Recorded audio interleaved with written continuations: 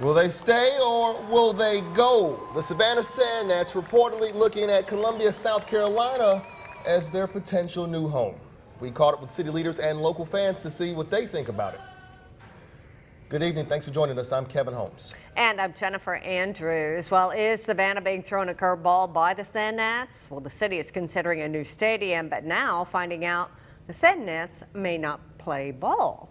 Our Renee LaSalle's been digging into this and joins us now with the very latest. This is kind of taking an interesting twist. Yeah, Kevin, Jennifer, we really had to scout around to get all the details on this tonight. The Savannah Sand Gnats say they can't stay long term without a new stadium. The team's contract expires next year, but just as the city is set to spend some money on a very costly study to decide if the stadium is even a good idea, it turns out we're not the only players in the game. As long as they serve beer, we'll come.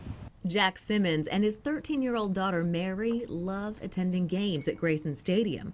Who's actually on the field, though, isn't so important. It's the same game and the same stuff happens as long as they're playing.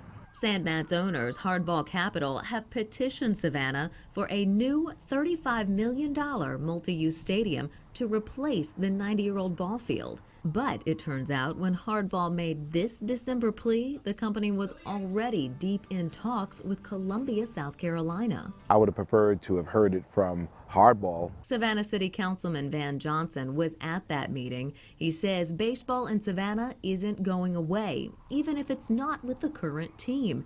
Right now, City Council is collecting bids on that study, trying to decide if a new stadium and concert venue would be money well spent. Hardball has to do what's best for Hardball, and Savannah has to do what's best for Savannah. Johnson says the study is moving forward with the Sand Gnats owners or without. Hardball CEO Jason Fryer says the team won't stay in Grayson long term.